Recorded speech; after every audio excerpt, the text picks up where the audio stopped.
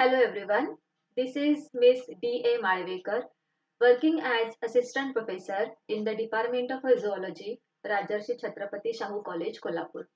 And in this video, we are going to discuss a very interesting topic, that is a method of a gene transfer or transformation technique. In this video, we will just discuss about one particular method, that is method of a gene transfer by chemical method. But before that, we must know what is transformation, because as a student of a life science, there should be the two meaning which are referring this term transformation. In case of a one transformation, it is nothing but that was term. It has we have learned it as a transforming principle with the experiment of a very well known experiment in the molecular biology, that is the Griffiths experiment, in which there was a transformation of one strain into another. So that is also the transformation. The second transformation is when the normal cell is converting into the cancerous cell. That is also the transformation. And another transformation term is nothing but when you are transferring the specific gene of interest into the specific host cell, then that is also the transformation. So here we are going to discuss about the third transformation, that is, whenever we are going to produce the transgenic organism, that may be the transgenic plant or that may be the transgenic animal. Here we are transforming the gene into the specific host cell. So before transformation, we have to perform certain steps. The first step is you have to isolate the gene of interest. Suppose you want to transfer the insulin gene, then you have to isolate the insulin gene from the pancreatic beta cell. Once you are having your particular gene of interest, then you can choose the suitable vector, that is a suitable cloning vector, that may be the plasmid, phasmid. It will depend upon size of a gene of interest.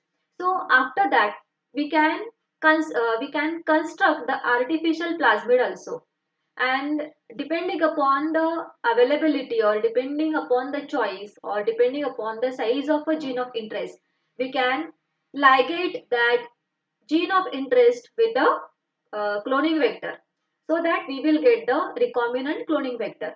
And once this recombinant vector is get formulated, then it is transformed into the specific host cell. It is transferred into the specific host cell means whenever it is transformed or transferred into the specific host cell, then it has to be stably integrated. That is, once it will get transformed into the specific host cell, it will remain there in the stable form, and it will also replicate with the using the origin of a replication of the cloning vector. And so for this transformation method, there are basically the two transformation method. One is a chemical method and another is the physical method. The name itself indicates that chemical method is nothing but we are using the chemicals such as polyethylene glycol, or we are using the liposomes, or we are using the calcium chloride for the gene transfer method. And in case of a physical method, we are going to use the certain physical parameters. By using the physical parameters, there are generally the devices are has device or designed to transfer the gene into the host cell. So let us discuss about what is the calcium chloride method of a gene transfer. So in this picture, it is very clear that here we are going to use this method for the bacterial cell. And why you are this is a specific, because when we are using the calcium chloride method, it will make the bacterial cell permeable, and once the bacterial cell will get permeable, then whatever the gene transfer vector or the recombinant vector is available in the vicinity of the cell, it will get easily transferred into the host cell. So how it is occurred or how it will take place in the laboratory. So the first step is, first we have to mix that recombinant vector into the calcium chloride cell treated bacterial cell. That is, first we have to treat the bacterial cell with the calcium chloride, and then we have to mix that bacterial cell which I have made competent with the calcium chloride uh, with uh, with the recombinant plasmid. That is, we have to first make the cell competent so that it can easily accommodate, or it can easily allow to transform that plasmid into the bacterial cell. So first we are using the calcium chloride uh, for the making cell competent. Once the cell will get competent, then the competent cell is mixed with the recombinant plasmid vector, in which we have inserted the inserted gene or gene of interest. Then during this incubation period, this recombinant vector will accommodate on the cell surface. It will attach, or it will adsorb on the surface of the cell. And after adsorption, what will happen? The calcium ions are having a positive charge, so they will neutralize the charges on the bacterial cell, and so it will attach there only.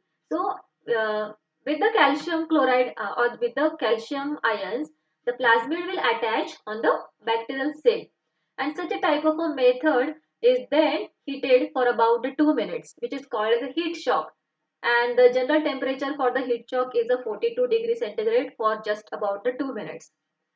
In these 2 minutes, the holes will form into the bacterial cell like this, and due to this heat shock, the whatever plasmid or whatever the recombinant vectors are present on the cell membrane, they will get entered into the bacterial cell. But as they have entered in the bacterial cell, they can also come out of the bacterial cell. So the heat shock is just for the 2 minutes. Within that 2 minutes, the recombinant vector will come inside the cell. Possibility it may go out of the cell also. And after the 2 minutes of a heat shock, we have to keep that suspension in the ice cold condition, so that during heat shock, whatever the pores have formed to the cell membrane, it will get sealed by keeping the cells or keeping the mixture on the ice bath. So due to the heat shock, which will create the thermal gradient, which will form the pores on the cell membrane, and so the plasmid vector will get inserted into the cell, and then by keeping the cells or keeping the solution on the ice, it will seal the cell membrane which have formed due to the heat shock. And now these cells are incubated for the 37 degrees centigrade, so that the cells which are having a transform or which are having a recombinant vector, and the cells which are not having a recombinant vector, we are now having the mixture. Some of the cells are transform and some of the cells are non-transform.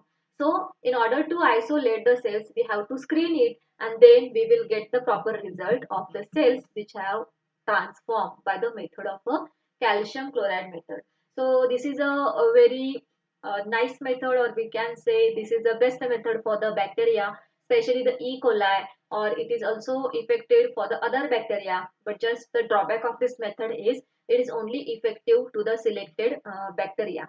The another advantage of this method is there is no any extra instrument is required here. So just you will require the heat shock arrangement for the heat shock, and you will require the calcium chloride, which is easily available in the laboratory. So this is the method. Here also this diagrammatic representation indicate that this is the plasma membrane which is having a negative charge, and this calcium chloride, out of that the calcium is having a positive charge. The plasmid DNA, recombinant DNA, which is having a negative charge.